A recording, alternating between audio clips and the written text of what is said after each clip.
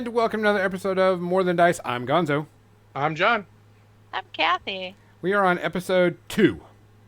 We're Gully Dwarf counting today, so we're on episode 2. Episode 2. 205. The successful follow-up to episode 2. 205 is our actual episode, but we're Gully Dwarf counting in that type of term. And guys, we want to appreciate everybody coming out and watching and looking at us. Don't forget to check out our sponsors, Muse on Minis. You should see a nice code show up in the chat, or if you need the code, make sure you type More Than Dice, all one word, and you can get 10% off your order. Also, don't forget Mini Masterworks. He is one of our sponsors now and is providing a nice discount for everybody. I believe 10% off with a code. And you can go in there and get some really cool stuff. And if you need a mixer, he's got one of the best and cheapest on the markets right now. Paint mixer. Let's be honest. Paint mixer. Paint mixer, not like a sound mixer. Or a drink. Or it's a Vortex paint mixer, in fact. Vortex, which I really like. I know quite a few people have bought already. Other than that, do we have any shout outs this week before we get started on drinks? Not that I'm aware of. I'm not aware of any ones either.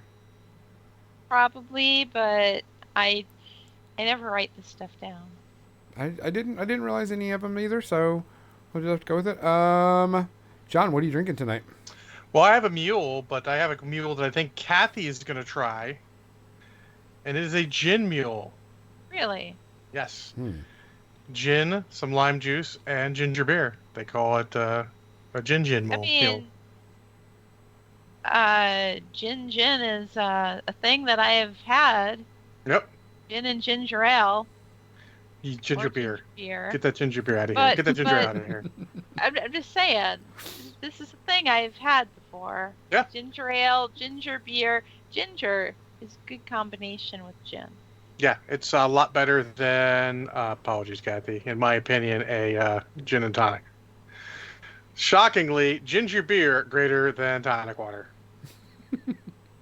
So, Kathy, what are you having tonight? I like tonic water. I am having a gin and tonic.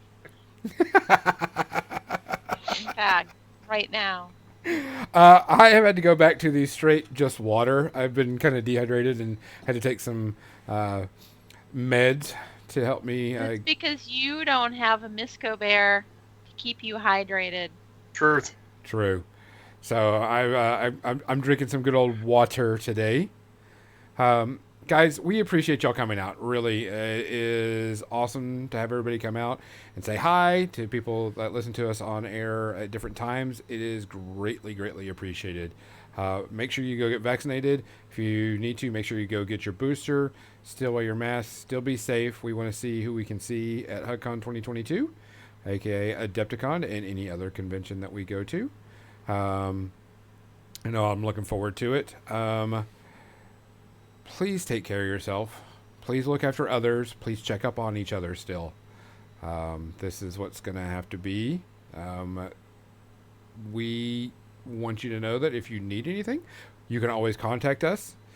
Kathy is always streaming Tuesday through Friday. John's doing a slight break on certain days. I'll be streaming. I've got to do a lot of painting for Adepticon, so I may jump in on times that he's not going to be here. And you can always reach us out on Twitter, Facebook, and if you need us, we're here. Yep. Type thing. So, to everybody, cheers. Cheers. Cheers.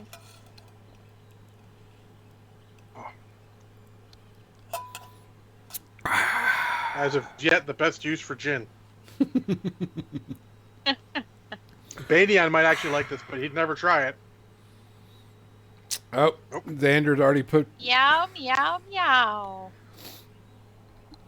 So, meow, meow, during meow, the meow. pre-ramble, we got on a topic, and there's a topic we're going to have to research. Someone brought it up to me, and they were like, what does it cost to get started in a game? And I was like, okay, like, what do you mean? And he was like, well, if I wanted to play in a standard game, what would it cost to get into that game? And I need everything, not paints or brushes or stuff like that, but, you know, and not glue, but just the models and any like measuring widgets and stuff like that. And I'm like, okay.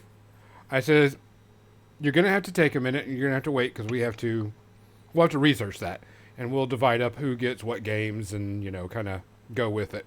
Because I know that I could do the Privateer Press stuff, no problem.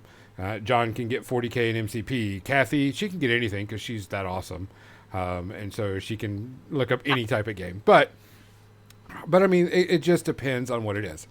But we got on the subject of that and GW because there's going to be some changes coming up. And before we get any further, I'm going to switch to the paint can because I have some models that I really need to get painted and started on while we talk about this.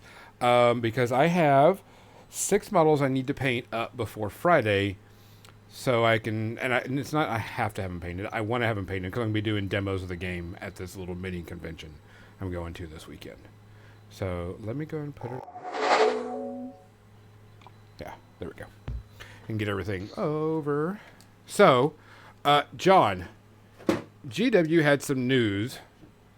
Two things this week, or not this week, but I know that the ITC has gotten bought by GW. Yep. And they're going to be taking over that. And the ITC is, I'll let you go with it, John. Okay, let me go with it. Yeah, that's a good call. Yeah. The ITC was the independent tournament circuit, which, going to be honest, not a lot of people cared about, but they're the ones who sort of ran the tournament, sort of like what Gonzo does for War Machine. That's about the end of that my give a shit about the ITC, to be honest. Yeah. Well, one of our viewers had mentioned, that it was coming up and they had taken it over. And, you know what? I forgot my stupid glasses again. So I'll have to do that. I want to jump around a break. But they took it over. And a lot of people are worried that since GW has taken it over, they're going to change up a lot of rulings, especially like models.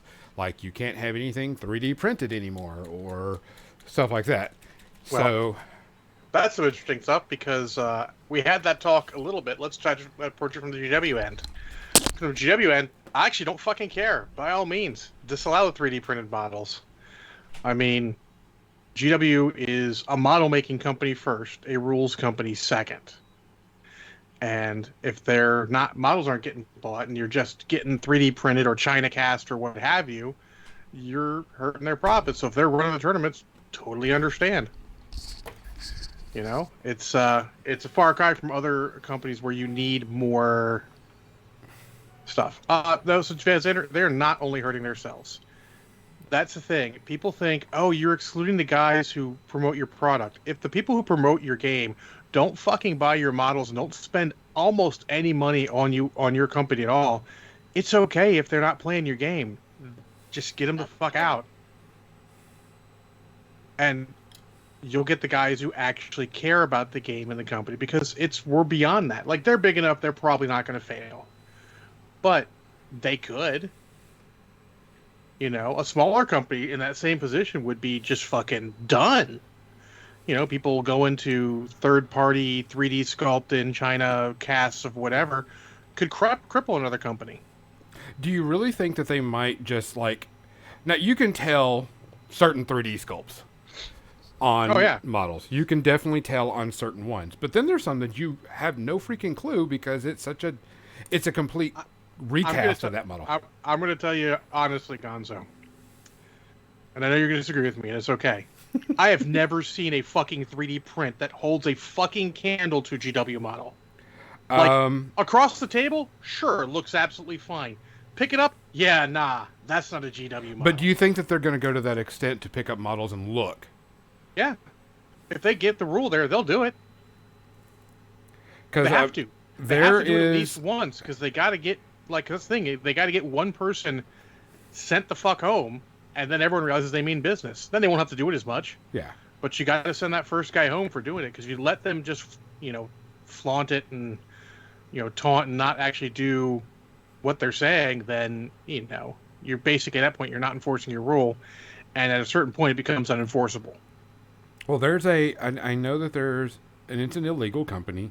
they recast, and it's not 3D printing, it's recasting GW models, and they do it at a much cheaper price. Well, yeah, they're in China. China doesn't give a shit about copyright laws. They're also stateside. Or they're in too. Russia, which Well, if they're stateside, they Really? better be careful because GW lawyers will destroy them. Oh yeah. yeah, Oh yeah. that's Because that is an open and shut case, and let me just say honestly, you don't ever want to be that open and shut. Oh And yeah. honestly, I'm certain, like everything, there are ways. They may not care about those as much because it's harder to find, but they'll be getting people for 3D printing. But let's be honest. I mean, I said this in the preamble a little bit. You start off thinking you're going to 3D print all this stuff, to replace GW models, but really you end up going, I'm just going to print add-on bits and stuff to add to my models because it's so much easier. And cheaper. Because and the quality of the regular models is so much better. I mean, I'm honest. So Lucio says it means the only GW models I will buy are the ones I will play. Well, that's not a bad idea. And the price increase. So someone said on one of those social media, and I don't think it was on Facebook or Twitter. I think it was probably on Reddit or some bullshit like that. That they think it's the last gasp for GW. GW is just milking everyone with this price increase because they know 3D printing is going to shut them down. I'm here to tell you, that's not going to happen. 3D printing will not shut them down. GW's too big. They won't too ever much sell work. their models. They won't ever sell an STL of their model type thing. It's just it's not a working business model. And the people who tell you that they're going to take a picture of the model and immediately have 3D prints available, they're not going to take a picture. They need actual models. You might be able to get someone to take good pictures of a model and get them that, but it's going to take an actual model for them to 3D print it, so it's going to be a little bit of lead time. And at the end of the day, do you really want to have to print the models, then assemble and paint them? I mean, you're adding an extra level and cost to your hobby. yeah. Well, it's like Cookie says, and this is exactly what Games Workshop said.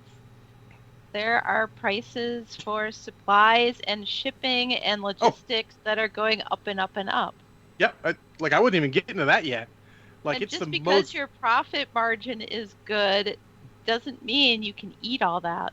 So this is a deeper topic, but yes, it is the most understandable price increase GW's ever done. Totally understandable. Like, everyone's raising prices. It is what it is.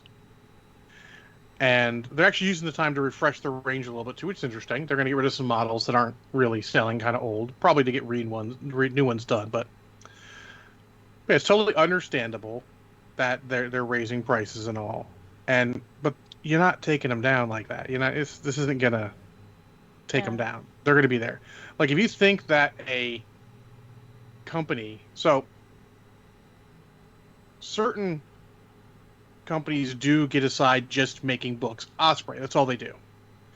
But if you take a company that does both, makes a ton of models and supplements, and you gonna try and cut out the models, you may hurt them. It won't be GW that you hurt. It'll be like the littler guys. It'll be the weird miniatures with Malifaux. You might hurt them. It'll be the Privateer Press. Fuck, you would destroy Privateer Press. I mean, the War Machine app, or the what the hell is it called anymore? I don't remember. War Room. War Room is a good app, but I mean, it could be their death knell. It could be what OGL did to D&D 3 and 3.5. So, Mo said, I get this price increase is the yearly ones where it sucked to the point that it seems so much worse because normal stuff eating everyone's model money. I mean, absolutely, it does suck, but you can't fault them for this one. And they don't generally do it yearly. I know they do it as they refresh models because honestly, the real truth is it's really hard to do a price increase because people already have stuff out there. That's why everyone's like, oh, they need to decrease the price on stuff. You will never see them decrease the price on stuff because companies already have those models in the store waiting to be sold, and they can't just lower the prices on them because they paid more money. And here's the kicker about all of this. If the price increase is too much for you, you do not have to play their game. There is nobody out there that says that you have to play their game. If it's too much to you, and it's too much for you to get into or play or whatever, go find another game. My only issue when someone said that to me is a lot of people play GW games. Yeah. And I'm like, well, maybe you could champion another game system. Yep. Gotta have to do it. So Leisure says, I just don't have the time and money anymore. They hit the pain point for me. As we finish up the Iron Back to have unless my wallet gets fatter. A lot of people are going to be like that. Is it going to change until wages catch up to inflation? Inflation was fuck awful this past year. Fuck awful. And a lot of companies are going to learn that they need to pay more because inflation was so much. You know, I'll say it quietly since one of the companies I work for really. My company generally gives between 2 and 3% raises. In a year where we had 7% inflation or some such shit, that's not going to cut it.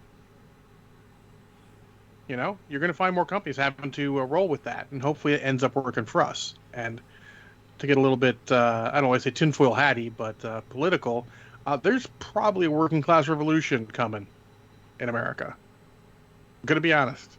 That might be coming. Companies are fucking around. Might be about time they find out. So Kathy even said, and you said this earlier, is the new Warcry box is what, $200? It is over $200. Okay, Yeah, what comes in it? $30 or something. You know, and it's fine. They have to do what they have to do. But I can't afford it, unfortunately. Yeah. And, you know, I have my Iron Golem still. But, what comes in the box, by the way? I didn't get to see that.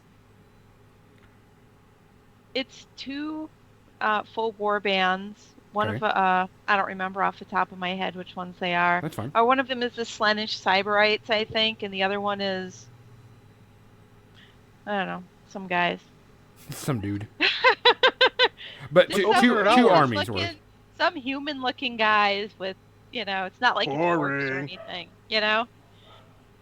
So just yet another human-looking bunch of dudes. Yeah. That's a heck of a price and then dice, and then terrain. There's all this terrain, and the terrain is really nice. And there's the board, which is 2-sided, and it's a different board than the one that came in the first Warcry box set. And updated rules because they're making some rules changes, of course, and dice, of course, and other doodads that you can play at tokens and stuff. Is it worth the $200 price point? Not for you, but is it the dollar amount to what you're getting? I really don't know anymore. When we got the first box set, it was like 115 or 125 or something like that. Yeah, it's still going for like 170 on Amazon, so it can't be that expensive to start. Yeah. So if it's like discontinued and about coming, then yeah. So the new one, it's the same stuff that's in it. It's not the same exact stuff, you know, but it's Correct. Terrain, it's a board, it's etc. But it's just like $100 more. So.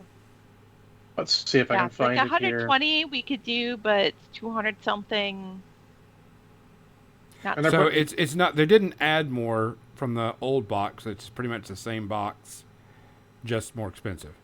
As near as I could tell, yeah. Okay. That's what I was kind of wondering if it was.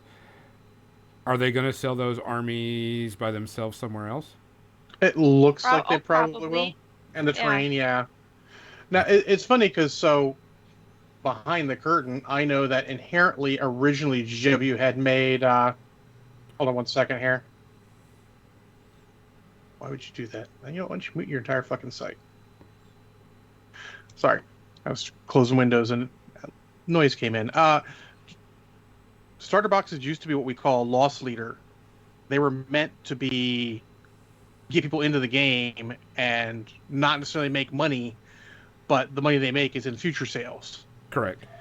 Apparently, they're going away from that. That's why that one you posted a couple weeks ago, Gonzo, the 2 different sets, the Storm of Vengeance or whatever it was called, with the Dark Angels and Chaos, and the new one with the Eldar and Chaos. That's why they were so different. Hail Hydra, by the way. Cheers. The reason why that was so different is because one was a starter box back when the starter boxes were loss leaders. So,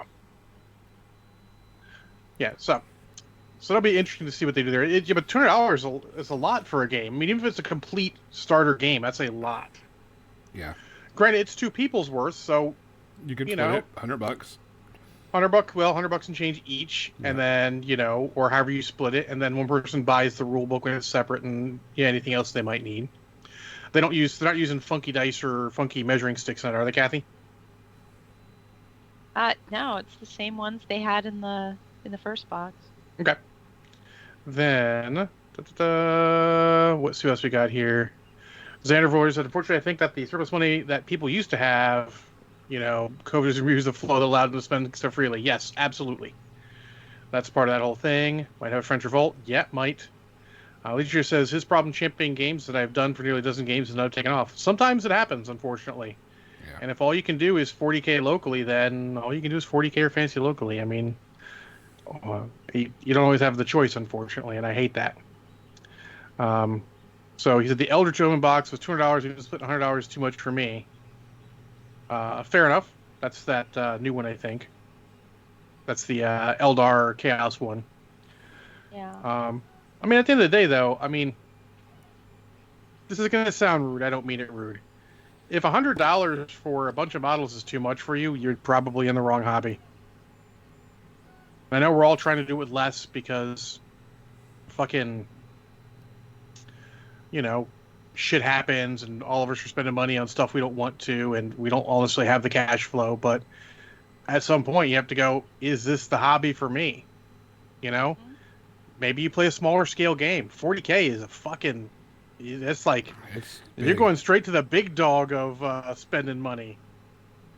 There's a reason I'm sticking with Malifaux, which I own 17,000 models for, and Legion and Marvel Crisis Protocol, because I mean, first off, for most of those, I have enough models. I don't have to worry about buying models for, and most of those are actually cheap enough that I can just buy an expansion for, let's say, $40, and I'm good for a bit.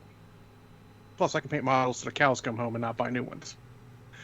Let's see. Just like that one company that would have competition for GW in time, it's no longer possible with some bad choices. Yes, it is. Project Press was the only one to come close to actually successfully compete with GW, but they made shitty choices for too long. And they will never be able to do that again. They had their shot. They squandered it. Is done. There was a window of opportunity. Yep. And I mean, I'd like to say I don't blame them, but I do fucking blame them because they just shit the bed too many times. You can shit the bed once, but also GW, let's be honest, pivoted and came back super duper strong. Mm-hmm. They we lost some people. We're gonna make a better game, and they did. Last edition 40K was pretty good. I'm not sure about this edition 40K. I have differing opinions. A lot of people online say it's a bit too much. And then some people were like, it seemed fine to me so far, but they don't play it much, so what do they know? Well, not many people are playing much anyways right now, so it's Fair. hard to say at this time. Let's see. Then I can't agree to give GW for their line. Doesn't help they stop supporting the factions I do like. Yes, that's what we have to do. That, or we have to just stop supporting the company if they're not doing what you want. I thought there was another comment in here. Did I miss it? But anyways, yeah. So, yeah, if they're not supporting the faction, Gonzo too high. Oh, sorry. If they're not supporting the faction, You have nice fingernails. Stop buying their stuff. We have to. Weapons one-shotting knights didn't help. Yeah, that's... people think that just means it's going to be fucking... Knights are going to come out with their book and they're going to be fucking stupid. And I agree. They have overcorrected for what people thought was a problem, and I have no desire to play 40K. Oh, look at Cookie Man, yes. I love I was in a Toys R Us. What's that, John? Sorry. Sorry, I love the new Eldar, but I wouldn't play them. I'd just buy some models and paint them. I What do did Cookie like get? the look of those in that Oh, yeah. Eldritch Omens box. And the other ones, the Avatar and all. Oh. Mm-hmm. Now, I will say, Kill Team might be calling my name because Eldar Corsairs. Yeah. And, The Chaos I was really liking. oh, look at that. Oh my god. By followers, primes, and viewers. Oh, be still my heart. Yeah, fuck out of here with that shit. Alright, what did Cookie say? Cookie says, I was in Toys R Us and a single Star Wars figure is $21.99 for a single figure. They were like $3 growing up. GW Now- is minor cost compared to that now. To be fair, with figures behind me, I will point out that this is the size of the figure you're getting nowadays for between 21 and 35 bucks. Boba Fett costs more because Boba Fett. The smaller ones are, do I have one that's scale? Here we go. Just about this is about the scale of the old GW ones, even though the old Star Wars ones. I have some elsewhere, but I don't have.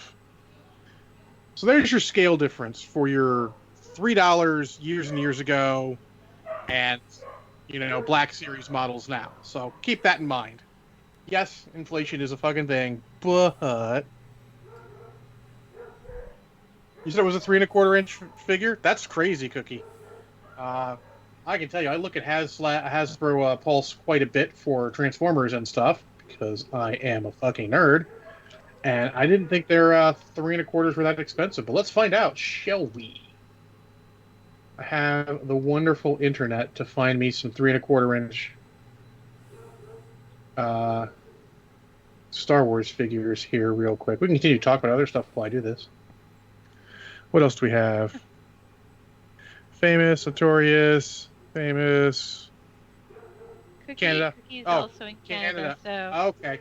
it might be 15 cents here. Who knows? Oh, wow. Kathy with the brutality. Brutality. I love my Canadians, especially too. Cookie. I love we that joke about that all the time. I love that they have a riot and the guys are still like Oh, cleaning up the bathroom and shit because they're fucking conscionable. Can you teach some of that down here? All right, so here we go. Here's our G.I. Joe Retro Collection, which is a 3 1/4, about the same company. $13.99. That's quite a bit for a 3 1/4 inch figure. I mean, it's cool. He's got molded weapons and pouches and multiple weapons and all, but still, $13.99 is going to be in that $21 range. Canada probably a little less. So in that area, extra markup because it's an in-person store. Yeah, I can see that. Oh, there we go. Now I broke stuff. Mando Breaking fell down. news. Sorry, Mando fell down. I got too many over here. I haven't had a chance to I have redo a my. box of. I have a box of Star Wars figures right here. I have some Of course in I the other do. room. Oh man, I have some in the other room too. But actually, it's funny. I don't think I have. Right Okay, here. I have two 3 1/4 inch Star Wars figures. I have a Boba Fett, and I have, I think, Luke Skywalker in Stormtrooper armor. And then, other than that, the only other models that size I really have are, I want to say, Robotech action figures, which are the same scale. And Kiss. But if helmet's on, it's okay though. Proceed. All right. So, anyway, what else we got here? Time doesn't feel extreme to me. I mean, Sleechers, let's be honest. It is still a bit high. I mean, that's the thing is they realize that all the people who are really there's Boba Fett. Mm-hmm. All those people who are really into models and stuff. I mean, they're adults now. The ones who are affected by nostalgia are adults now, and they will put out the money. Those are not toys for kids anymore. They make really shitty toys for kids now because they feel like kids are going to break them, which is true. Kids are going to break them. It's Han Solo. Yep, you got a bunch of Han Solo there. This is just Well, show actually, and tell now. That's Han Quattro. That's true. This is not Han Solo, it's Han Quattro. I'll be here all night, folks. So the price increases are a thing, and like we said, you're never gonna. It'll take a lot for someone to challenge the big dog again. And I think the problem is now companies aren't going to try. Like GW is going to have to shit the bed and drive people away again for some other company to make a run at them. And I'm not sure there's a company in the position because COVID has made them unassailable right now. Because remember, if any companies, if even if GW is doing okay, Those other smaller companies are having a problem. The only thing that probably didn't hurt them is the fact that they probably have a lot of people working remote anyways. They probably were like ready to do that. So I don't know what the end answer is. But on the back to the ITC and disallowing alternate models, it may happen. But remember, do we really care? I mean, this is not really. There is one person in this podcast who will care about a tournament disallowing a certain type of model, and he's currently painting. Now, as us, we really don't care because we're not into that scene, and I don't play GW games. I sold all my stuff, got out of it, didn't care for it anymore. It's not my thing. But I know a lot of friends that still play and are trying to play and stuff, and they're like, I don't know if I could do it anymore if we can't have certain XYZ type things, or they start disallowing things. And I go, well, there's only one way you cannot do it. Is don't buy their product. Don't play their game. Yeah. I'm here to tell you. Don't buy their product doesn't mean, buy it from some third party, IP thief. That's not what that means. Yeah, if you can't afford to buy the actual product, you should probably be looking for a different part of the hobby to go in. And I hate to say it that.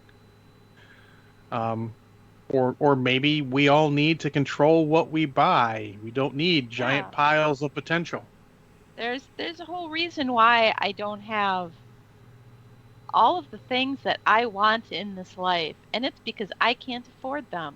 What? And I just suck it up. Yep. I mean, if you really want it, you can budget yourself. Just budget yourself, and if you can't get it, you can't get it. It's okay. I mean, but don't be looking to try and get because let's be honest, we all tend to have this problem. Many of us have to have this problem of we need multiple armies because our army might get stale. And that's terrible. We should not be doing that. We should be, I've always found the guys who focus on one army to have a much more successful ability to play. But maybe if, it's getting too expensive, you start scaling down. Go down to 1 or 2 armies from your 7. Just throwing numbers out there. Not the 1 or the 2 of the 7. See what you can do. If it's still too expensive, look at a small scale game. If you don't like the small scale games and the big scale games are too expensive, I'm sorry. It's a great small scale game to get into if you're on a budget. Frostgrave. Mm-hmm. And they don't care what models you have. Exactly. Model agnostic, I believe, was the term. Yep. You can used. 3D print your own and not have to worry about it. Or Legion's right too. Go down from playing all the games to only playing a couple. I said this a couple times. We discuss as a group, as many as we can get together early in the year. Hey, for this year or so, what games are we focusing on? And we decide, and we just focus on those. Then when someone's playing something else, we bring it up. It doesn't stop you from getting it. It just means that the meta group as a whole isn't really looking at that game. Like this time right now, I think we're looking at Marvel Crisis Protocol, Necromunda, and then I think technically Malifaux's in there somewhere, but not everyone plays Malifaux, so. Legionnaires says Sludge Wargame was another cheaper game that is mini agnostic. Yep. I have not heard of that. He's been talking about it for a bit. He said it, but I've never delved into it. Also, if you've got models that you like, Osprey. Look, Osprey makes a game for that particular genre. I guarantee it. And they're Osprey. They do a good job. Will it be the most exciting rule set you've ever seen? Probably not. But it'll be solid as fuck. Oh, yeah. Warlord Games, if you're into historicals, they don't even make only historicals. What's the new thing they're coming out? They are making the Slania role-playing game with miniatures from the Slania comic book of the 1990s, early 2000s. The Celtic, no. Anyways. Got me. I'm taking your word for it. Yeah. It was a role-playing game that was put out in the early 2000s, and now they're making models for it and they're rebooting it. Cool. That's So There's a lot of little licenses out there where the company can save a lot of the thought work of having to figure out their own IP and go like, oh, here's an IP. Let's just get it for a solid price. Usually it's a good partnership if it's a smaller IP, and let's just make it work. Xander asks, how do you guys feel about Atomic Mass Games as the new company to go against GW? And I can tell you, they are part of Asmodee International. Yeah. And Asmodee is the biggest game company in the world. So, the biggest game company in the world. Yes, and from that standpoint, they're the only ones who could really go head to head. The problem is that their biggest scale game is still one order of magnitude lower than what GW goes for. And it's Star Wars, and I'm going to shock people. Not everyone loves Star Wars. Blasphemy. Least of all, not Star Wars fans. Apparently. More on that later. Hey, But come yeah, on. It's What? 7:37. We haven't had a real John rant yet. oh, I thought you've had several mini rants yet. I'm trying not to rant because I don't want to rant at people because this is very personal at this point. Mm-hmm. You know, but so I don't think they're aiming for that. Like Marvel Crisis Protocol. Okay, I'll be honest. Both of the Atomic Mass games that I care about, not X-Wing, Legion and Marvel Crisis Protocol, the ones that could theoretically challenge Games Workshop, are both just better games, just from the ground up. See, and that was, we had a discussion about that. Someone was telling me, Oh, I remember this. that they were like, why don't you play GW games anymore? I says, well, I like other games better, and it's better on my pocketbook, and I like those tactical games a lot more. There's more to it for me in my thing. And they were like, why would you play that? They have the best rule set and game on the market. And I was like, just because everybody plays it doesn't mean it's the best rule set game on the market. This reminds me of a rant from last week. It is not the best rules set. The most accessible? Yes. The most played? Also yes. Best? Not even fucking close. No. I will even gather to say, for the most part, 40K as I've seen it is probably closer to the worst rule set than the best. Age of Sigmar? Man, that's really close to a good rule set. And then it's got the single stupidest rule in wargaming still alive somehow. So, I mean, that pretty much makes that not good. We have my buddy Spencer Wilkins who would be in my role-playing game. He's hung out with us, and he's been out of touch for a bit. And he's asking about stuff, and he was asking about that, and we talked about that, and we talked about the double turn. He said, that's fucking stupid. I'm like, yep. But, the players, to their credit, the players go, this is the rule, it exists, we're going to play around it. Sure. Wow. What? The candy comment, just out of nowhere. Yeah, that's very random. Very random, no worries. Anyways, but yeah, it's like, it's not the best rules. Let's please not pretend that it's the best rules. If it's the best rules, for fuck's sake, play some other games. Try other games. And that's one Yes. thing that I was wanting to say, that there are a lot of smaller games, much cheaper, but not played as much because, like I says, it's not the most popular game, that are a whole lot more fun and a whole lot more tactical to it. And in my opinion, you'll get more out of it, in my opinion, honestly. Yep. Lord of the Rings is incredibly tactical. One of the best GW rule sets ever. Yeah. In fact, if you want the two best, so I don't have to rate them, are that and then Epic Armageddon. Epic Armageddon had great rules. See, I liked Lord of the Rings. I thought it was a lot of fun. Thought it was really cool. The biggest issue is getting people into it. It's hard to go to somebody and go, hey, I'd like to play this game. Cool. Let's get into it. Let's see what it is. And then people are like, oh no, everybody's playing this game, so I'm going to go play that Well, game. that's every game though. Yeah, and that's what I'm saying. That's the Like- reason why it's hard to break. Me and a friend of mine, Nick, which we've had on this air, that does the heavy gear. He's like, one of his that we've been talking about. It's hard to get everybody away from X game because everybody's playing it, even though Y game is better. And I go, yeah, Well, that's kind and let's of say the this. issue. At the end of the day, we're still talking about game rule sets. They're still subjective. Correct. We're not talking objectively worse. It's subjectively worse. Sometimes people have been inundated so much that maybe 40K is the best game system for them, but as people, we don't have enough self-knowledge. You have to know that it is the best for you. You have to know that it ticks all those boxes, like that movie that everyone hates that you love, but because it's just your type of movie. It's okay. And we need to be more understanding as, friends and fellow hobbyists or enthusiasts of movies or TV or whatever. And you have to understand that it's just not for you. It's okay. We don't all have to like the same thing. That's why there's so many things. And yeah, it sucks if your friends don't like the same games you like, and you're going to have to... It's a good time to find some more friends. Not new friends. You're not losing them. You still have your interactions. Other friends. More friends. More friends is good. You can find people who are Bigger going to play friend other circle. stuff. Yeah. There you go, exactly. And then maybe some cross back and forth between things. Oh, hey, I want to try out 40K. Oh, hey, I want to try out this other game you're playing. And it becomes a giant circle, and then suddenly you rule the world. Because friends. The power of friendship.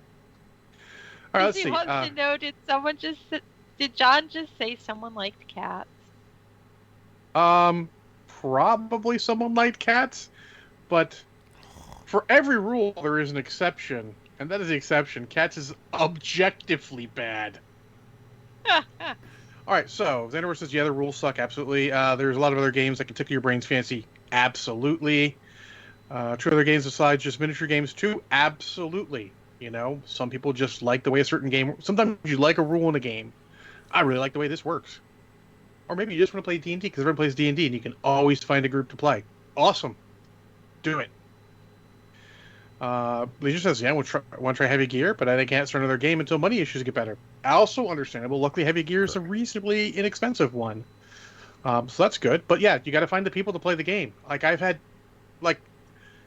Legion will say oh, I've liked this game in Champion games, but no one plays it. That is my fucking life. Luckily, I've always had friends who have been willing to play other games. Babylon 5 Wars, the spaceship combat game, we played the crap out of that. There's just a handful of us, though. I ran for an open day at the local game store. I was actually a field agent for Agents of Gaming who made that.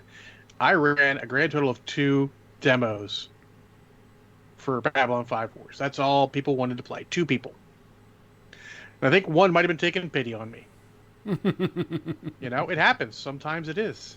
Yeah. So it says GW is the VHS of tape recording system, but Betamax is just better. Absolutely. That is the best analogy.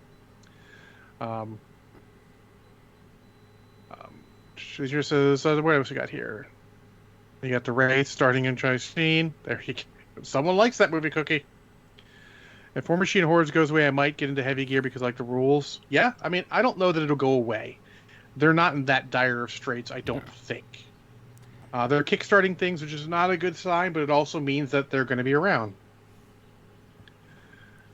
So what about that? Next opportunity I get, I will sing Memories for John very badly. I mean, I'll sing Bismarcky right back at you. Hope next Warfare Weekend I might meet John finally. I will try. I can't go to Adepticon because work. I'm going to try to make it to at least one other place. John Con's a not widespread event that everyone's invited to, so I might try to go to Warfare Weekend as well, but we will see. Let's see where money will probably be okay at that. I mean, I didn't tell everyone, but I got a sizable raise that finally came through at work. You finally paid you for it. Yeah. I won the Super Bowl. Now they're paying me for it. We use that analogy. Cookie mentioned hackers, and I haven't seen that, and I feel like that should be on the list. Yeah. Hackers? Yeah. Next week, Hackers. Do it. Hackers? Yeah. Is it streamable? Hold on. Yeah, it's on Amazon, I think. Fucking A. I'll just put. I mean, do I have still have a DVD? I think the ex-wife took that because those are her favorite movies, and one of the two movies I'm like absolutely like yes, take it by all means. Still, Hackers. Man from Uncle, we need to coordinate that I too know, I at know. some point. Yeah, I know. Well, we're done with certain things, and so I might have more time. I'm trying to make more time to watch movies, which might mean less time for streaming video games, but we'll see. So yes, next week, Hackers. Make it so. You too, Gonzo. I got that movie memorized. Still, watch So it again. just so Big Jim Slade knows, Cats, not the musical, but the movie is what John was referring to earlier. That is Yes. the on our scale of Casablanca to worst movie ever. Cats is worst movie ever. Yep. All right, so yeah, Hackers. Looking forward to that. I hope Kathy will have a better reaction than she did to Death to Smoochie. I didn't hate it, No, fair. Long live Zero Cool.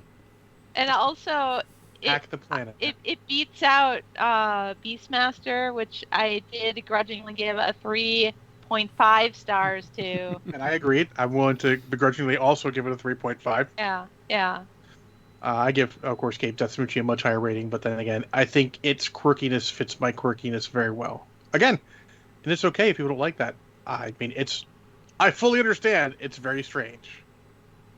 It's like when I say I like the Adventures of Buckaroo Banzai, and people are like, "What?"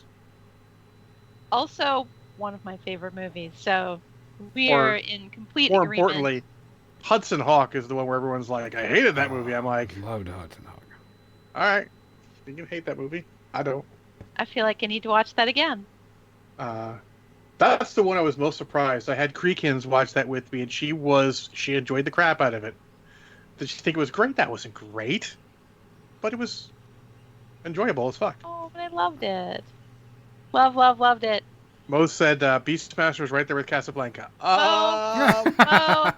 False. I watched Beastmaster 2 weeks ago. And I'm here to tell you, it's We're here not to tell quite you. Casablanca.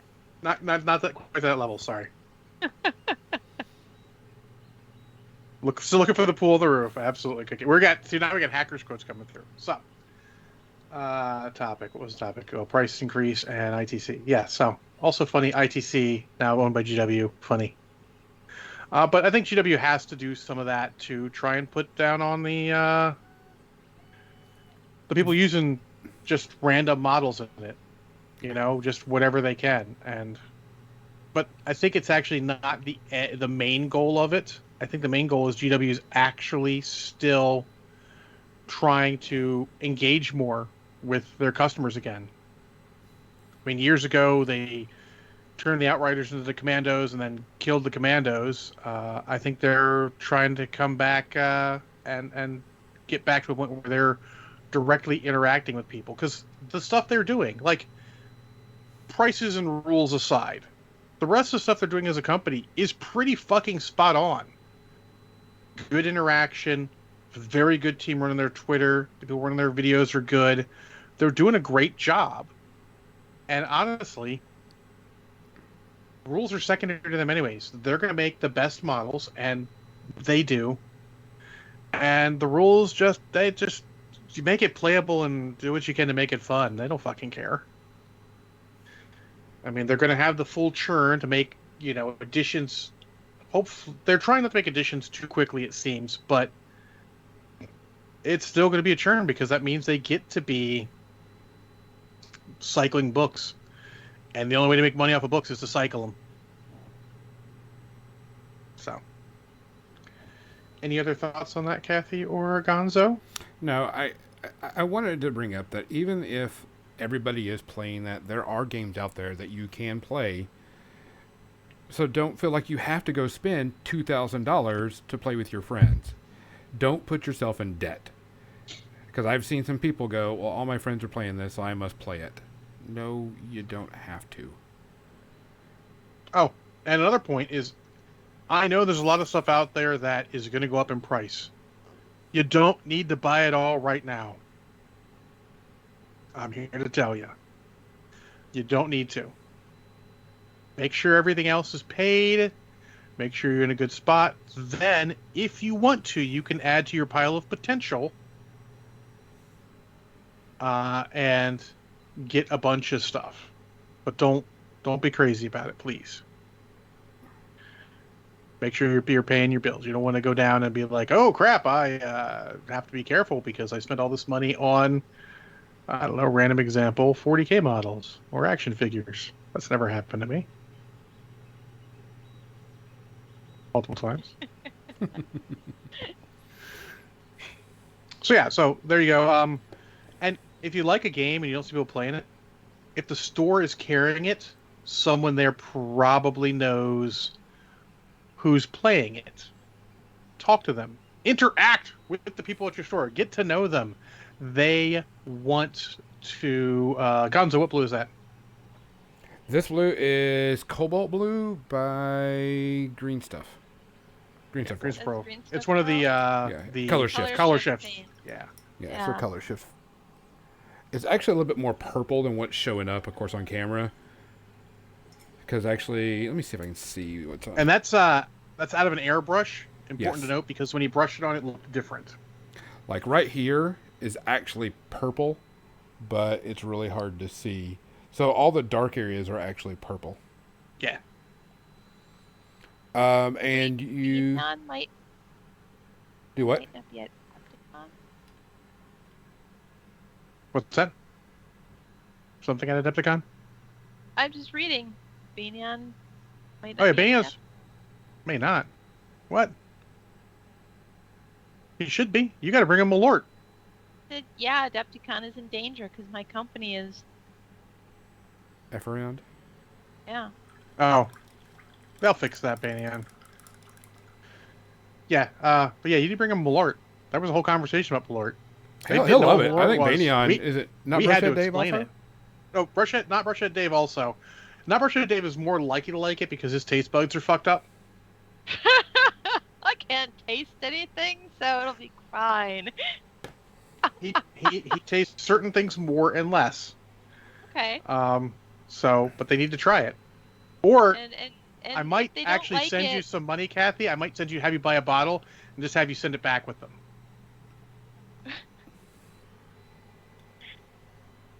So I feel like we could record that anywhere I'm at, and we could all taste it and actually give live reactions. I think that would be an absolute wonderful content. Hashtag content. I feel like you might be able to get it at liquor stores there. I might. I think it's in distribution. Yeah, but I don't want to be seen picking it up. You live in Chicago. It's understandable. It's a Chicago institution. Maybe they Well- sell it at my local liquor store. Well, Lord, because tonight's the night you want to fight your father. There's a whole bunch of lines like that. Well, Lord, these pants aren't going to shit themselves. What did you Google it? Yeah, we Googled it. I didn't Google it right now. Those are the ones we talked about yesterday. There was a whole conversation about it. It was great. Oh my What time is god. it? It is almost on feed section. Okay. Hey, All right, Kathy, so- did you ever paint your void gates up? Did I ever paint my void gates?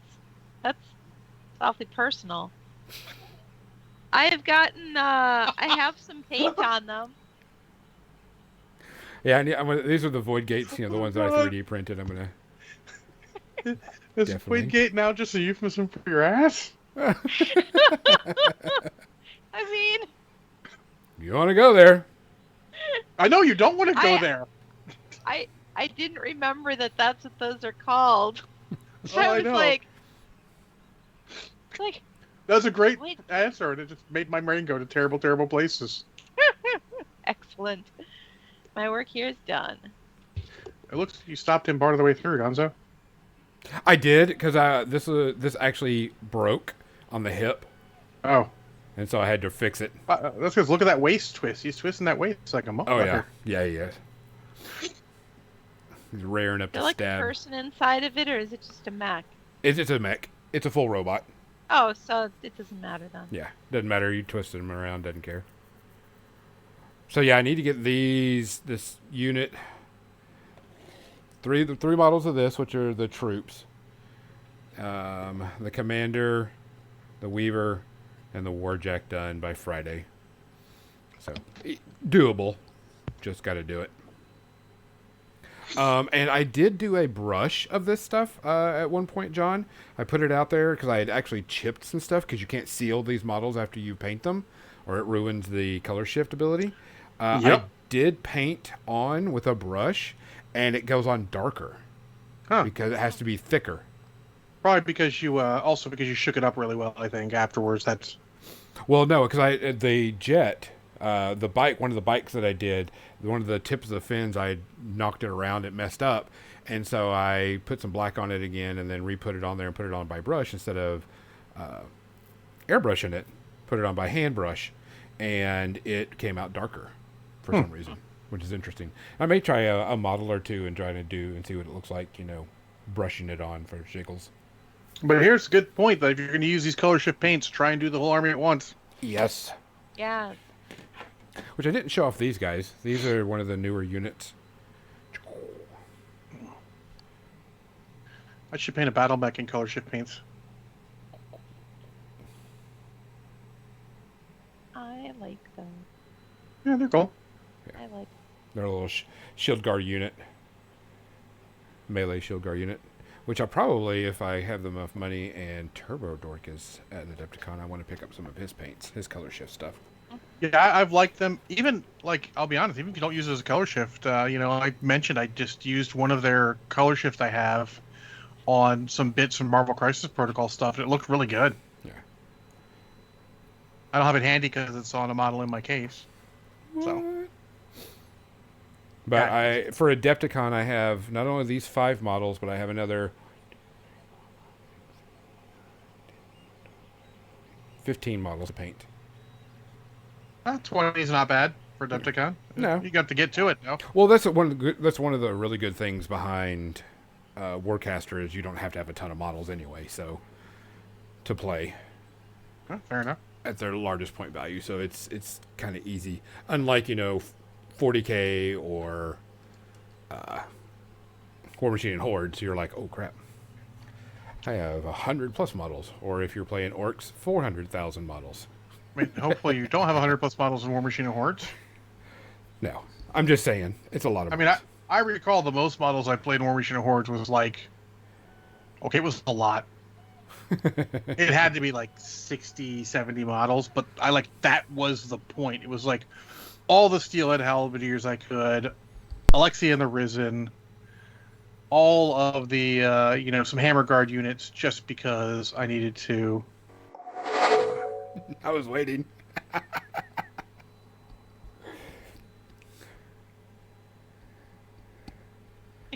Oh, did someone else get it? Yeah, Captain Busy did. But yeah, no, I mean, these models, one of the things about that I like about Warcaster is there's not a lot of models to the game.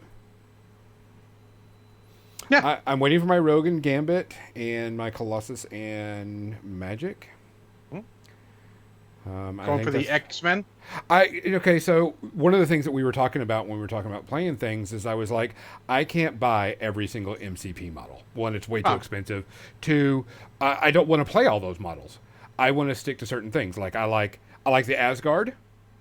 I think the Asgards are really fun because Loki's a ball buster. And I like X-Men. X-Men, I've always been an X-Men reader, X-Men comic, X-Men everything. So I'm like, I'll go with X-Men. And so that's one of the things I was like, if I'm going to play MCP, it's going to be only X-Men. I can't buy 50 billion Asgard's easy too, because Asgard's 4 boxes? Yeah, which is a reasonable. Yeah, 4 boxes. And the good thing is that once you get all those models, if you get X-Men and that, you start getting other factions if you want to branch out. And I think that's the key. We can do a whole cast on that. Maybe we will in the future. Maybe we'll talk about that when we talk about how much it costs to get into Marvel Crisis Protocol. Yeah. Because, I mean, there's a thing of getting into a game, even though you may buy one army, you eventually go, oh, damn, I want to get that army too because it looks cool or, it looks like it's fun. And leads to... Also, when at all possible, if you're willing to do that, I think you should have 2 armies just so you can teach someone how to play. I'm a Probably. big fan of, if you've got a game and you want to teach someone to play, buy 2 starter sets if you can, or a 2-player starter set type thing. Yep. Like, Warcaster has single starter sets of each faction, and it gives a great breakdown of it. Buy a 2. You can usually get them pretty cheap, and that's what I did. I got my 2 sets, and a friend of mine, Nick, is bringing his set.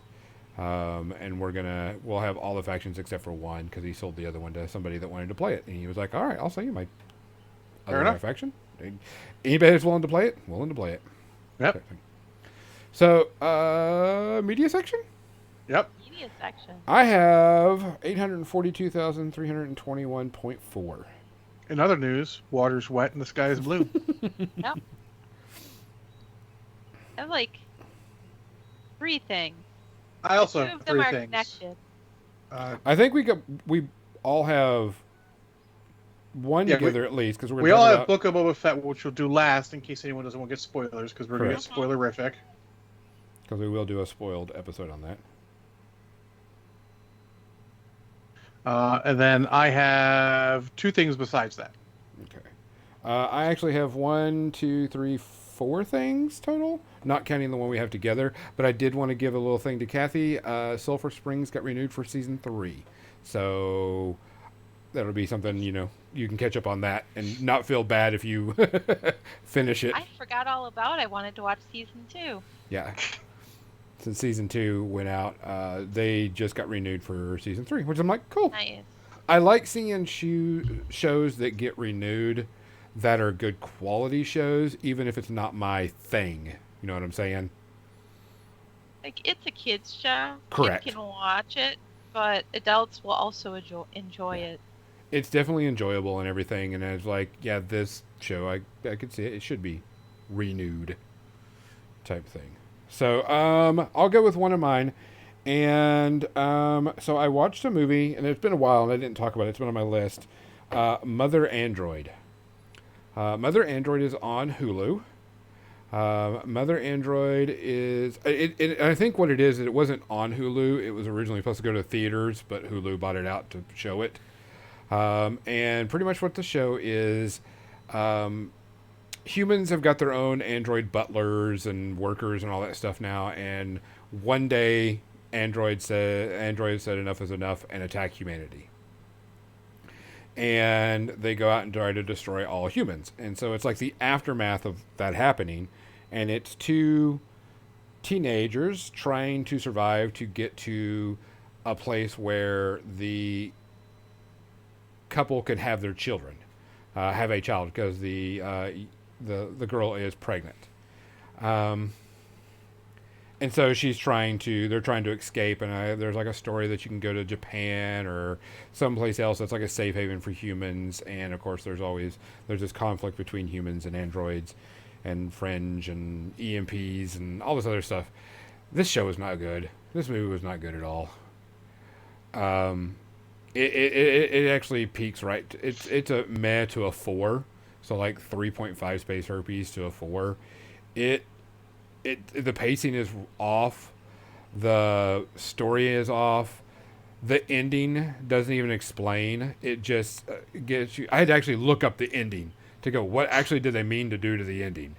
And why was it like this? And it just didn't work. I was not happy at all.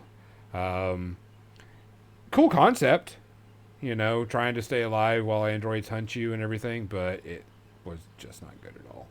So it gets like almost a 4 space herpy for me. So, John? Well, Baney and I finished watching Reacher Season 1. I have got that on my list because everybody said a lot of good things about it. I was wondering about that one too. It is very good. It follows the book closely enough, but not slavishly by any stretch. It does update it to more modern technology, since the book is about 25 years old. But it's pretty good. There's a couple points where, it's relatively grounded, but sometimes it's not 100%. There's a couple times we're like, and some of it explained later, some of it you're just like, how did that? or that doesn't work like that. The standard action TV show movie stuff. So nothing really out there. But enjoyed the crap out of it. The actor really grows on you as Reacher. He's pretty close to what the books is. All the secondary characters are great, and like I don't want to spoil any of it. I mean, again, if you've read the first book, which apparently Banyan didn't remember if he read the first book or not. He didn't remember it in the story. I read the first book, and I know that I've read it, so I definitely enjoyed the crap out of it, and It's got a definitely lot of good give it- reviews. yeah, I'm gonna give it. I mean, I could give it maybe a half or something, but it's probably gonna be straight 0. I mean, it's a great series. It was worth watching. We watched it in about 2 weeks. It's 8 episodes, each one between 45 minutes and an hour long. So does a good job. Yeah, I've got everybody that's watched it said it's been really solid. Yeah, absolutely. Kathy, what you got? I watched for the first time Tremors Oh man. on Captain Mizzy's recommendation. She said it was stupid fun and I should watch it, so I did. And it was stupid fun. I loved it. Pardon my French. And I was watching it with somebody who's German. And when the guy said pardon my French the first time, he was like, "What?" What? Like he wasn't speaking French. And then he said it again and I was like, this is an expression. This Yes. is an American expression. It really doesn't make any sense.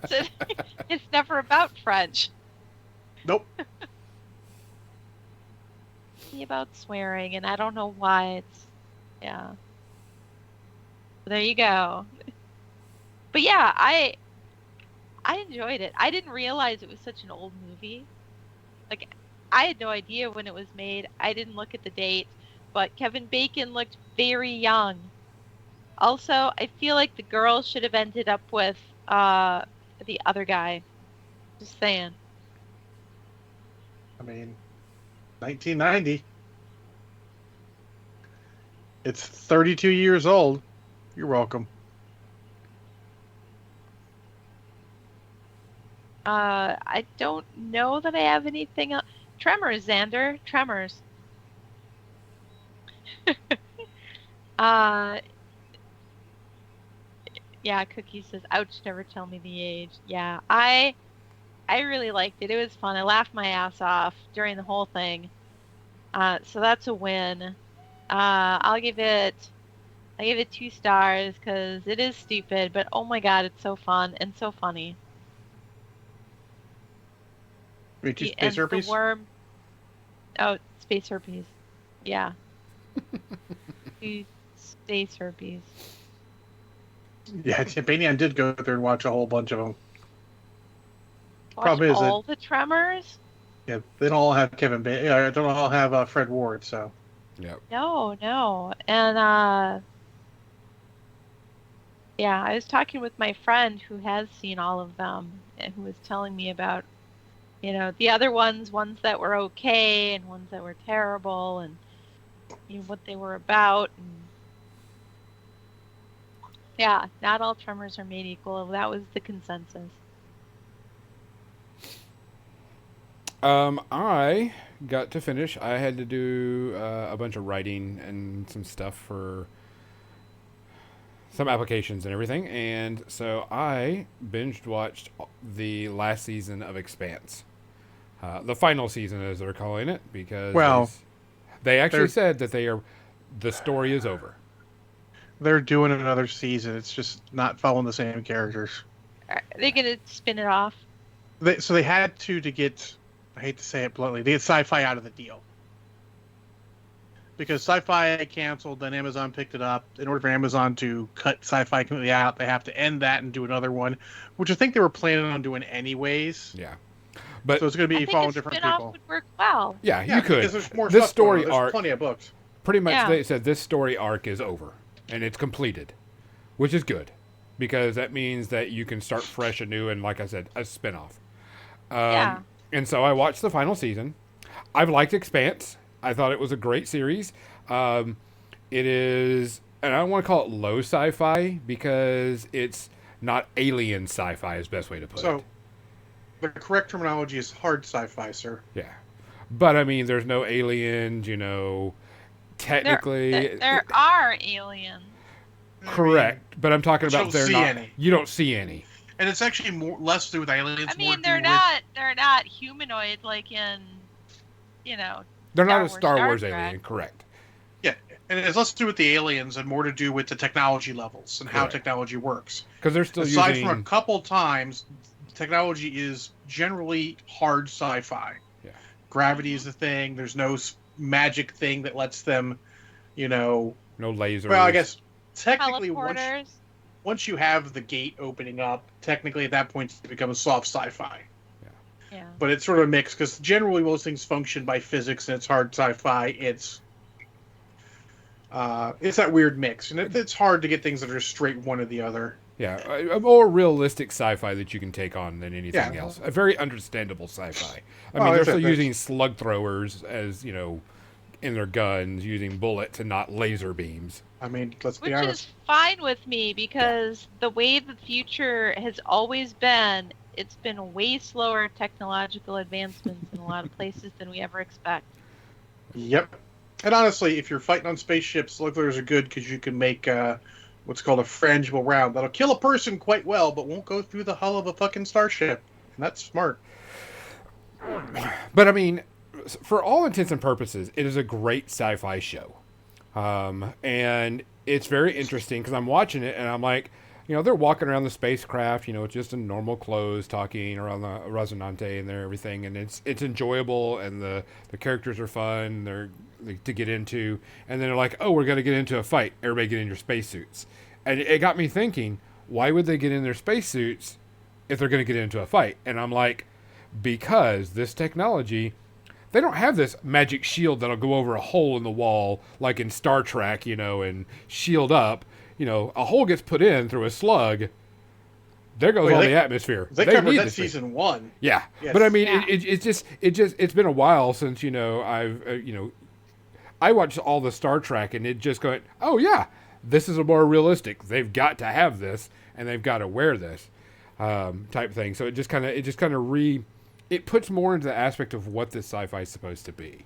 It's not supposed to be about the Star Trek and the Star Wars. It's supposed to be about humans and human technology that we can understand a whole lot easier. Type thing. Of course, with the gates and the aliens and stuff like that, I did have to go and look up some stuff afterwards because I was kind of like, why did they introduce this story into this that really had no reason to be in there and really didn't do anything with the current, thing? And they said they included some things that were in the book that they wish they could have expanded on, but didn't. And so it was like, okay, I understand. But I mean, I had to look it up and just kind of figure it because it was kind of weird. I really, really like The Expanse for what it is. It doesn't try to bullshit you into stuff for most of the time. It's like life fucking sucks because everybody else wants a piece of the pie and everybody wants to control everything. And here's the politics behind it all. Well, but let me counter with, and I'm not fully caught up yet. It's a good series overall, and it's not that depressing Game of Thrones, people die randomly for no fucking reason. Like, it happened once or twice, but most of the time, people die for a reason in there. Yeah. And they do a good job with it. It's a very good series. I'm looking forward to finishing it. I just don't want to have 7 series I'm watching all at once. Yeah. I mean, it's not dark, gritty, depressing, but it is realistic. Politics plays a thing and people will die because so-and-so wants power. Yeah. But I enjoyed it. The last season was really good. The last episode was really, really good in it, and I like the Resonante. I like the crew. Those are my favorite out of any of the faction people and anybody else. The people that were on there, I want a show just on them doing shit and run around like a Firefly type thing where they just go out and they're doing wherever they can. I think this might be a good one to revisit when Kathy and I finish the series, too. Yeah. Yes. Yeah, because Then we can spoil our... Yeah. Yeah, because I really enjoyed it up to this point. Yeah. But I enjoyed it. I give it like half a Space Herpes because you could tell that there was some production values dropped in the last season, special There were effects wise. certain things in the last. Yeah. There were certain things about season 2 and 3 that were weird too. So Yeah, overall, but I mean, half is being nitpicky in my opinion. Yeah. It's a good, solid sci-fi. It'll get better, and if a good spin-off comes around, like I haven't read anything or don't know about it, and it's the It Rosa is like 100%. There is a spinoff, Yeah. spinoff series coming. I hope it's a Rosinante type thing, and then it's a ton of fun. If they just want to do something in the world, fine. I don't mind learning more about the worlds. So, I enjoyed it. Glad I got to finish it. John? Well, I watched a movie when, unfortunately, Kathy's recommendation of Tremors came back a little too late. I was already eating and watching a movie. I watched the first Cannonball Run. Oh Man. Oh, that would have been fun to watch together. It's a product of its time. Yeah. It is at points a little rough. I would say it is now what I like to call a clip movie, where you're probably not going to watch the whole thing through a lot. You're going to watch clips from it. And as a clip movie, it's great because you want to see the good parts. Some of the humor falls flat. I think it's timely. I think the people who were doing the humor might have been a big deal when the movie came out, but maybe only barely, so we don't know them. Like, let's be honest, who knows who Jimmy the Greek Snyder is? Almost no one. Because he was barely a big deal to a certain amount of people before he said some stupid shit. And then got the earlier version of canceled. But, Dom DeLuise and Burt Reynolds are both hilarious and fun through most of it. The female lead, who I can't remember, she was in Charlie's Angels. Was it Farrah Fawcett? She was in Charlie's Angels. Let me find out. I probably should have done this fall. Roger Moore's in it. He's pretty funny through his parts because he's basically playing someone who's not Roger Moore, saying he's Roger Moore. It is Farrah Fawcett. Sammy Davis Jr. and Dean Martin are in it. They're not as funny as they are in the next one. Jack Elam's in it, and he's fucking hilarious as the Doctor because the whole idea of the Cannonball Run is the Cannonball Run. They're running from New York, or in this case Connecticut, to L.A. to see how fast they can do it. So that was the second movie, Xander Bullard. So that's the whole thing, just hijinks and all. And Burt Reynolds and Dom DeLuise are in a ambulance. So you get a doctor and a patient. So they get a doctor of Jack Elam, who's great as proctologist. A lot of shitty jokes there, pun intended. And then they basically kidnap Farrah Fawcett, who's playing a really ditzy, woman through it, but she ends up being okay with it.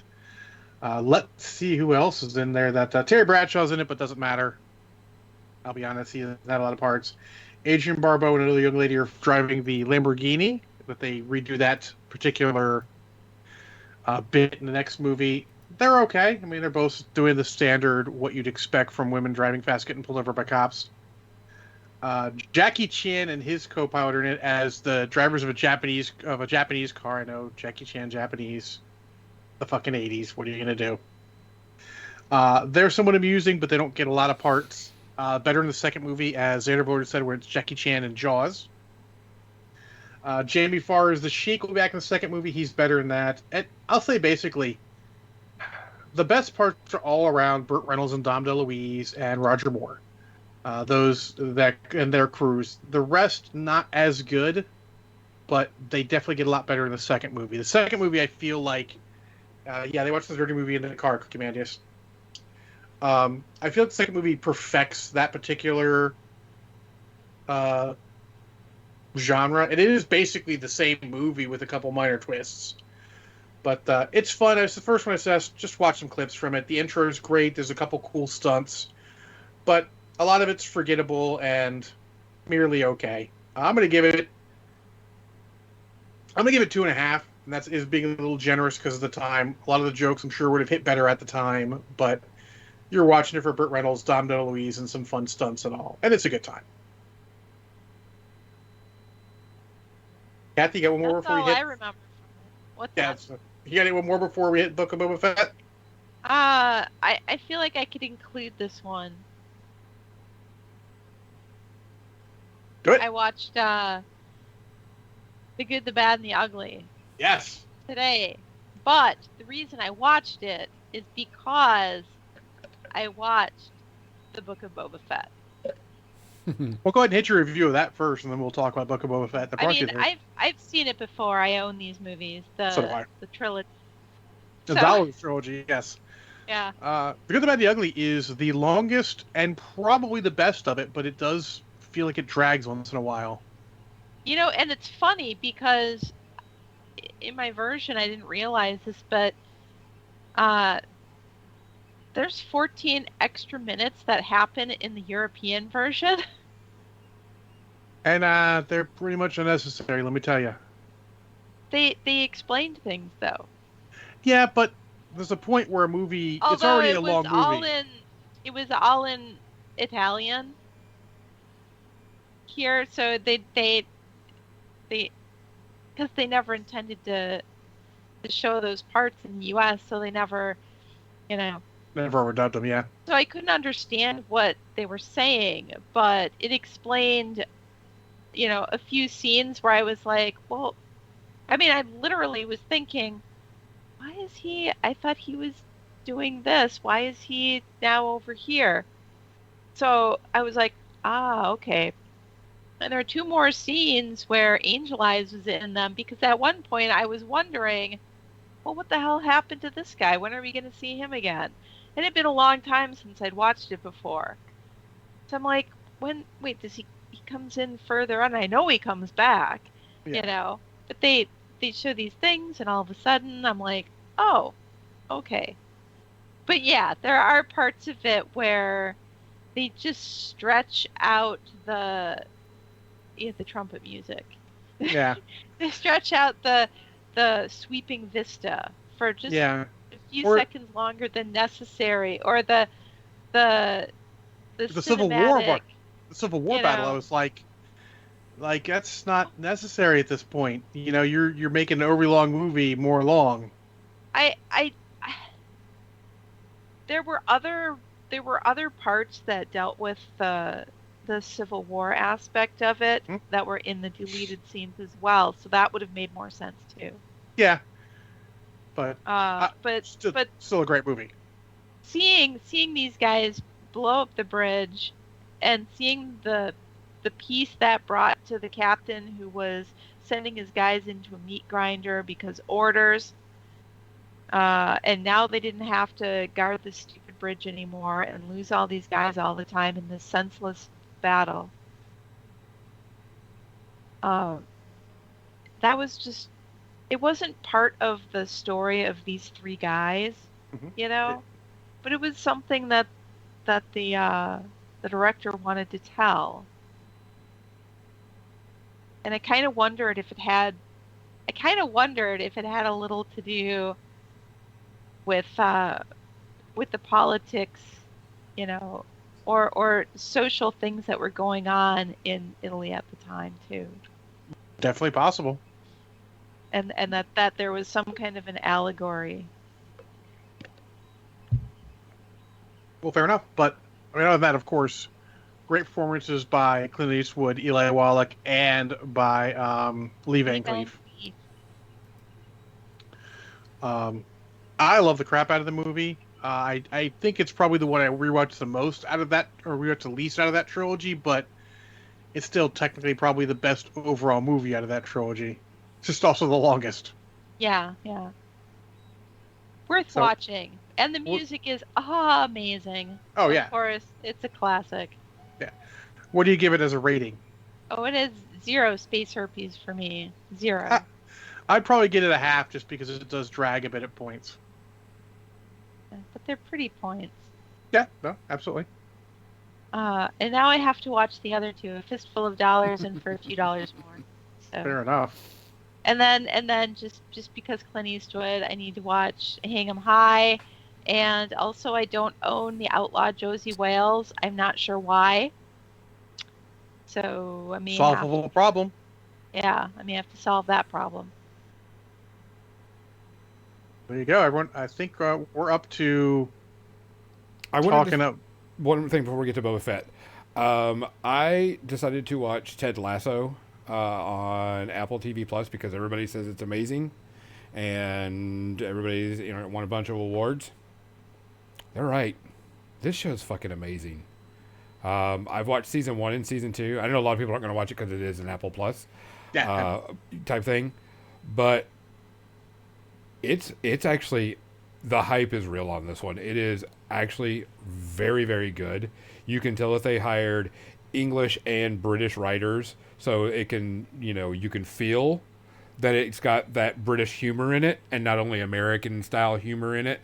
And it's a show that's got some emotion in it too, which is interesting because I was just expecting, a comedy series, but it's actually really, really good. I binged watched season 1 and season 2. English and British. You know what I'm saying. American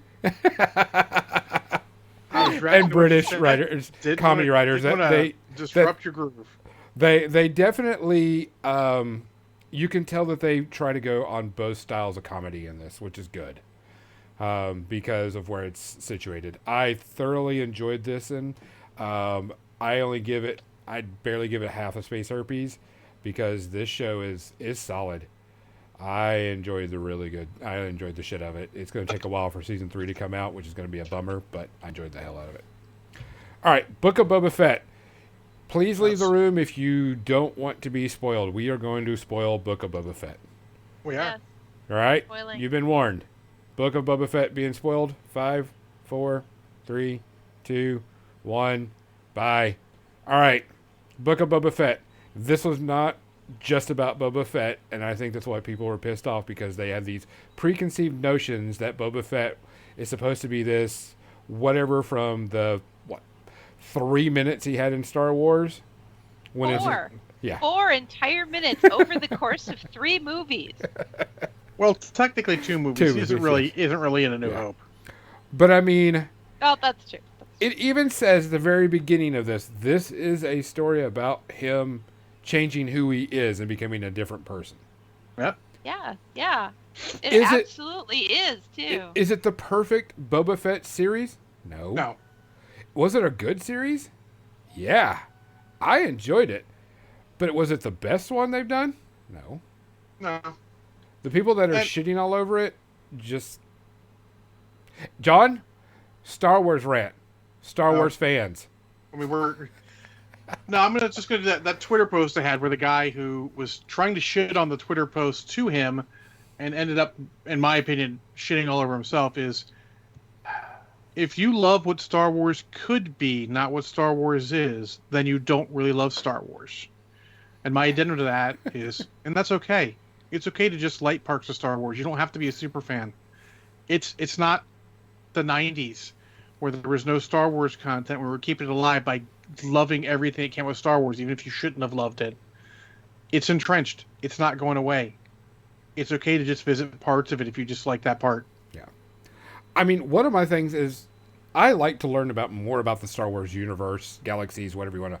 And same people have always been, like, who the fuck are they? What's their deal?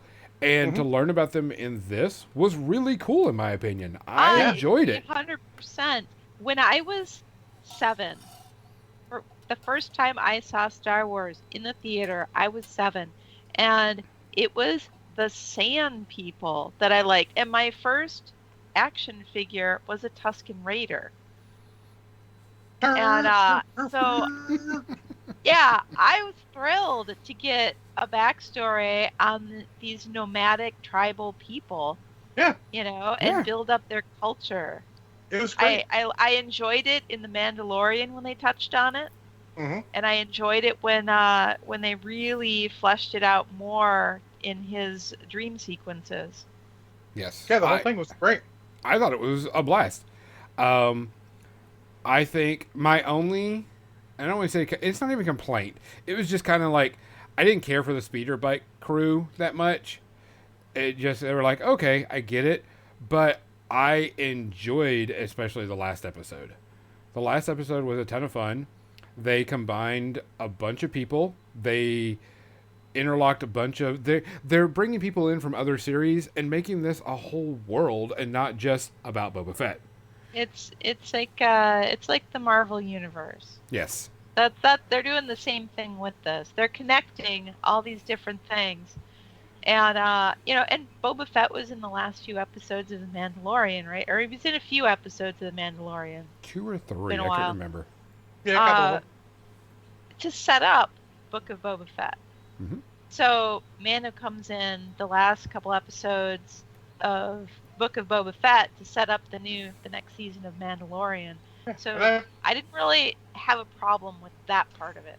I did that episode 5 had no Boba Fett, and episode 6 had a cameo by Boba Fett. You could have spread that out better. I feel like it was. I don't agree that most of it wasn't very good. I think the story was fine. It wasn't great. It wasn't anything earth-shattering, but it was fine. I think it was a little unfocused. I think that a lot of people were shitting on Robert Rodriguez, rightfully, because Robert Rodriguez should not make Star Wars content because his directing style is not good for it. So at no point in the last episode till the end did it tell you who the director is, but I guarantee you there's a point and I realized it was Robert Rodriguez when the one black mod guy did the stupid spin to shoot the guy for no fucking reason. I'm like, oh, it's Robert Rodriguez. Why'd they let him direct this shit? Because the best episode was episode 5 that was not directed by Robert Rodriguez or David Filoni. And it was the all Mando episode. It was the best episode of the season. Overall, from start to finish. Now, the last episode was great, has great action, some cool stuff. I think the biggest problems that this has is it is more of the book of fan service and tropes. This is not. I feel like this is not written by the same guys who did The Mandalorian overall, even though it is, because it is a lot of tropes and a lot of fan service. It is style over substance, and I'm okay with that this time. Yeah. Well, It what's can't all funny be is substance. It was fucking super fun. when I was watching the last episode, I'm sitting there and I'm thinking, and I'm like, okay, this is a lot of fun, a lot of cool action, so on and so forth. And I'm like, this is what it would be a Star Wars episode if you role played it with a bunch of people. Yeah. This would be a role played Star Wars episode with the Rancor and the throwing of things and all the stuff, and it was like the ending of a role playing session because it was just continuous action and continuous fighting and all this other stuff. I think this is as a Star Wars series, it is great. As a Book of Boba Fett series, it's okay. Yeah. I could see it that way. But I mean, again, enjoyable. Like the characters that got to recur. Overall, I think I did a great job. Andrew says it was a cowboy film, but was a little lacking, and that is why I watched The Good, the Bad, and the Ugly. Yeah, you get this. This is a space cowboy film at the very end. Yeah, I mean, especially when Cad Bane shows up, and I'm like, wait, this is Angel Eyes. I have never seen the cartoon stuff. I have no other frame of reference for this character. He shows up, he lifts his hat up, to reveal his face, and I'm like, okay, I'm waiting for Lee Van Cleef's face to show up. I mean, when you say it that way, absolutely. I will say, well, I'm not the biggest Cad Bane fan because I'm not the biggest Clone Wars fan. I did think they made him menacing and interesting. I am a little disappointed they killed him at the end, but Not dead. Possibly. Not dead. Yeah, he's dead. He's probably dead. No. Everybody's got a tank they can put a guy into. I mean, the elephant's character is coming back too. Yeah, he only was shot in the shoulder though. Yeah, if you listen to it, actually, I watch the subtitles. There's a bunch of stuff of them talking in the background that made me like, he could be dead, he could not be dead. Yeah. Um, Yeah. Like I said, I enjoyed it. I don't know that Hold on. one. Shut up. Cad Bane was really good. People, I mean, I watched some of the stuff, but as soon as they showed the silhouette, I was like, Oh, I fucking knew A. it was too. I'm Yeah, like, they're yeah, it's Cad Bane. It's Cad Bane. See, and I was over here enjoying my fantasy that Lee Van Cleef came back to life. Fair, fair. And you know what? I'm sticking with that canon. Like I'll say, this wasn't perfect. It was definitely not perfect. It was enjoyable. It was good Star Wars content, and I'm here for good Star Wars content. Yes, Yes. yeah. I think if you're- I if- had a lot of fun with it. So Again, the quote: "If you love what Star Wars could be, but not what it is, you don't love Star Wars." So, and it's okay to not. You can just like it. You can just like certain parts. Hey, we're at that point with all of our fandoms, guys. They're entrenched. You can just like parts. You don't have to love every Marvel movie. You don't have to watch every Marvel movie. Watch the ones you want. You don't have to watch every Star Wars movie. Watch the ones you want. It's okay. If you don't give a flying fuck about Obi-Wan, don't watch the Obi-Wan series. It's okay. Oh, I'm so ready for Obi-Wan. I think you're putting way too much pressure on that, and I think it's going to disappoint you. I hope it Yeah, doesn't, but I don't- I'm looking they've forward to told it. so many No, stories same. about Obi-Wan Yeah. already. What You're are put- they going to do? That Obi-Wan preschool now? And here's the thing, Kathy doesn't even realize that there was an episode of Rebels or two with Obi-Wan in it. So there's even more Obi-Wan content out, and they're doing a whole another standalone separate thing for him. Yep. Because he's been in like, And Ewan The McGregor first- needs work too. yeah. All right. I'm okay with it. I just think people. I mean, I'm need not to. gonna say I won't watch it because I'm looking forward to it because I like Obi-Wan, and I wanted to know, depending on what they're doing, if it's going to be, you know, the story of him on just Tatooine. Although I think we need to finally break away from Tatooine. I don't think you're gonna not for him. Well, I feel like that's where it's heading. It's heading off-world with this whole Pike, syndicate thing. Well, it's gonna be a different timeline. Yeah, it's a different timeline. It's earlier. So I It's would after say, he's dropped off Luke and Leia, and Yeah. he's in hiding. but before the rebellion. Yes. Before rebellion. I want to say two things about this. Is the two things I think we need to make sure we understand is one, temper your fucking expectations, everyone. Don't expect everything to be the best. It's not all going to be the best. No one can deliver that level of content constantly. It's just not possible. Second, if you love something from Legends Star Wars stuff before Disney they discontinued, put that shit out of your mind and stop expecting it to be that. It's not going to be that. If you're expecting that, you're only setting yourself up for disappointment, and you're going to blame them for something that's ostensibly not their fucking fault. It's your own fault. I know you don't want to hear that. I'm sorry you don't want to hear that, but it's fucking true. If you Yeah. temper your expectations, if you don't go, hey, Boba Fett should be X, Y, and Z. What, from 4 minutes of screen time, you figured that out? Yeah. The spoiler, you didn't. Yeah. So just temper your See, expectations, go in with an open mind. I'm like I said, I'm looking forward to to Obi-Wan because one, I like Obi-Wan. I always thought he was a great character, and I've always wondered, without reading books and everything, what happened during that time frame. And I don't know, so I'm not expecting anything. Yeah. But it's got Hayden Christensen and Yep. Ewan McGregor in it. I'm like, man, Yeah. that's Jennifer going to always be said fun. that. I heard there's going to be good flashbacks when Obi-Wan and Anakin are together. Yep, seems that way. Sounds cool. Yeah, I'm looking forward to it. But yeah, people got to understand, everything's not going to be. I think the biggest problem with Boba Fett is everybody was expecting Boba Fett to be him running around, killing people left and right, and just destroying things all the That time. wasn't his. And- That and wasn't his being story. The actual crime boss, rather than being a guy who thinks he's a crime boss, but honestly, he's really not. Yeah, He's exactly. not. Plus, he's a old. person who has grown, and he wants to now actually But- do some good in the world. And he's trying to get people to respect him for. But his reasons are sound. He's like, these guys are stupid. We can be smarter. Yeah. And part of being smarter is not just murdering every fucking buddy. Now, if you told me you were going to do a Book of Boba Fett and it was about him being a bounty hunter before all of this happened, and it wasn't about him bounty hunting, I would be upset because you're like, you led me to believe this was going to be the Book of Boba Fett, him bounty hunting, not the Book of Boba Fett. He's an old guy. He's trying to change his ways. And I think that's what a lot of maybe people would into. Maybe they expected it to be more like the Han Solo movie where it goes back in time when he was young and it builds up a backstory. I like that they're building a lot in this particular in the Mandalorian era. It is the most open era of Star Wars to do stuff right now. Though Yeah. there is rumor of they're doing sequel trilogy. So we'll see what goes on. A lot of stuff coming. We need to let COVID calm down more because it's delayed a lot of stuff. But in any case, I am going to give it one space herpy because it is not all great, and it was still named the Book of Boba Fett and did not exactly perfectly deliver on Book of Boba Fett, but still very, very good. I agree with you too. I'm on the same fence. It went the same way. Was it completely about Boba Fett? No. But are we going to get series that are completely about Boba Fett or characters? No, because they're expanding the universe. They're branching out. They're making like Kathy said, an MCU.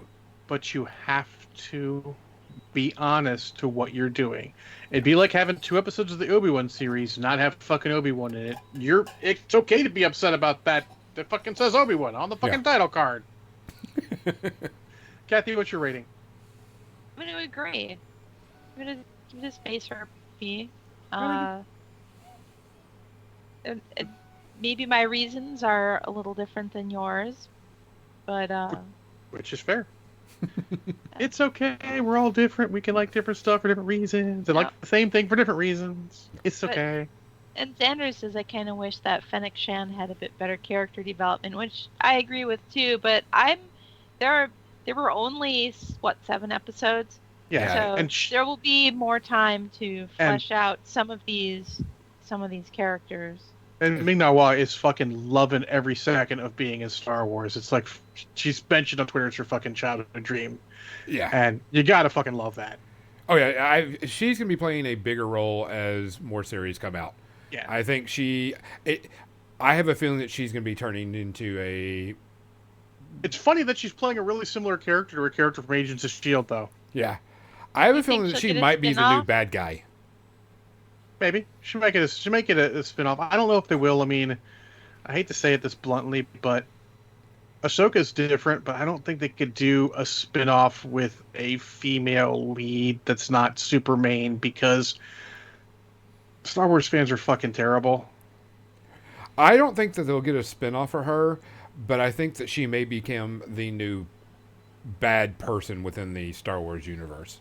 That she may just kind of vibe I got in that episode with Luke.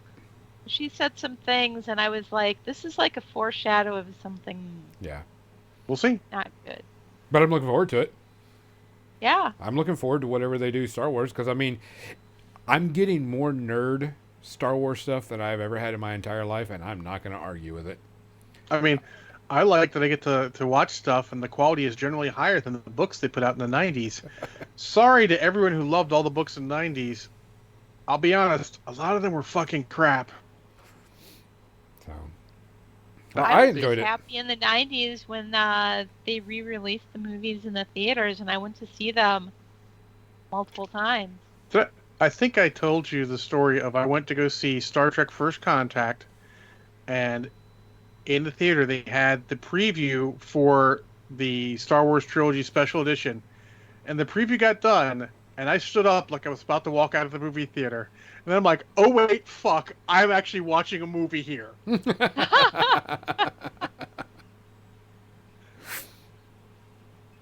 So, there you go. I think we're... books were good. Yes. I like them. John's books were good. Michael Stackpole's books were good. Michael Stackpole's good in general, so... All right. Well, that's it. But guys, I actually don't have anybody that we can raid. Does anybody have anybody we can raid right now? I don't think so. Kathy, you got anybody on your list that you want to raid? Let me look at the main page and see if there's anyone I would raid in my. There is a reader, a guy who reads out loud. That we could raid. I will type him into the. I mean, Thunderhead Studios is doing Conquest. It absolutely has nothing to do with miniature painting or D&D or any of the nerd stuff that we do, but he reads out loud It says just chatting. I don't know. Maybe he's doing Jackbox. It looks like he's maybe doing Jackbox. Yeah, I don't know any of these people doing MechWarrior Online. The only one I see there, like I said, is Thunderhead Studios, who's doing. So let's put it out. You want to listen to someone read, or you want to watch someone paint models? Give us that. 3, 2. Just send them to Bob Ross.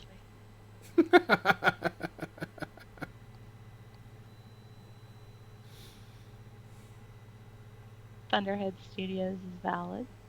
Yeah. Kathy, But doing maybe- Conquest, and He's painting Conquest is. Conquest.